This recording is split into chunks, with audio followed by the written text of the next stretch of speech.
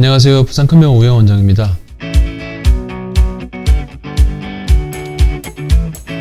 척추협착증은 허리에만 발생하는 것은 아닙니다. 요추 2, 3번 아래쪽으로는 말초신경이지만 중추신경 레벨에서 협착증이 발생하면 신경을 압박하는 경우도 가끔은 발생할 수 있습니다. 중추신경 부위라는 것은 경추를 말하기도 하지만 등 부위인 척추뼈인 흉추를 말하는 것이기도 합니다. 흉추에서 발생할 수 있는 황색인대 골화증과 흉추 디스크가 그 대표적인 것입니다. 오늘은 흉추에서 발생할 수 있는 척추 질환인 황색인대 골화증에 대해서 알아보도록 하겠습니다. 척추의 앞뒤로 전종인대와 후종인대가 있고 후궁 사이에는 황색인대가 있으며 극돌기 사이에는 극간인대와 극돌기 바깥쪽으로는 극상인대가 있어서 척추를 둘러싼 근육과 더불어 척추체의 안정성을 유지하는 데는 필수적인 역할을 하게 됩니다. 신경 뒤쪽으로 뼈와 뼈 사이를 잡아주는 황색인대가 두꺼워지면서 뼈로 변하는 병이 황색인대 골화증이라고 합니다. 우리나라 사람들을 포함한 일본인과 동북아시아인들에서 많이 발생합니다. 석회화 조직이 섞여 있거나 딱딱해진 황색인대가 신경을 누르면서 다양한 신경 압박 증상이 나타나게 됩니다. 중추신경을 눌리는 병증이기에 거대 탈출된 허리 디스크처럼 엉덩이, 다리가 저리고 힘이 빠질 수 있으며 등, 갈비뼈, 배가 아플 수도 있습니다. 흉추 황색인대 골화증뿐 아니라 흉추 디스크 또한 증상이 다리 저림과 마비로 나타납니다. 이런 병증이 있는 분들은 걸을 때 휘청거림, 힘 빠짐, 항문 감각 이상처럼 척수증 증상도 발생하게 됩니다.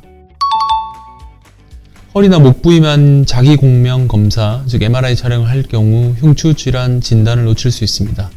두 병변의 사이에 끼어 있는 등 부위를 놓치게 되는 것이죠. 그래서 이런 분들은 협착증이라는 진단만 들으시고 허리만 열심히 치료하다가 나중에 흉추에서 병이 발견되기도 합니다. 따라서 허리 MRI를 찍을 때 목, 등 척추 전반을 간단히 촬영하는 것이 추후에 큰 병증을 만드는 것을 예방할 수 있습니다.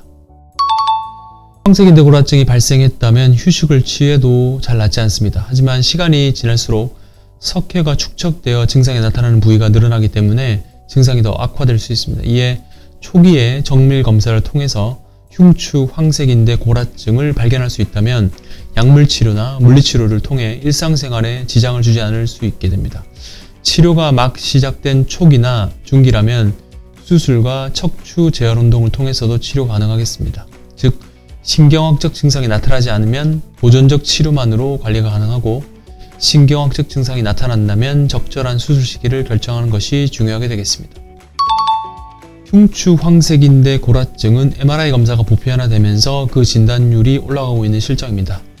이에 머리에서 오는 병이나 근육병으로 오진되어서 치료 시기를 놓쳐서 늦어지는 것이 많이 줄어들게 된 것이 사실입니다. 하지만 진단이 되었다고 모두 수술해야 하는 것은 아닙니다. 약물 치료나 스트레칭으로 예방적으로 갈 수 있게 됩니다.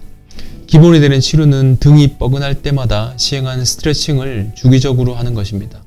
모서리 부분에 벽에 등을 맞대고 서서 가슴과 등을 스트레칭하면 효과를 보실 수 있게 됩니다. 시청해 주셔서 감사합니다.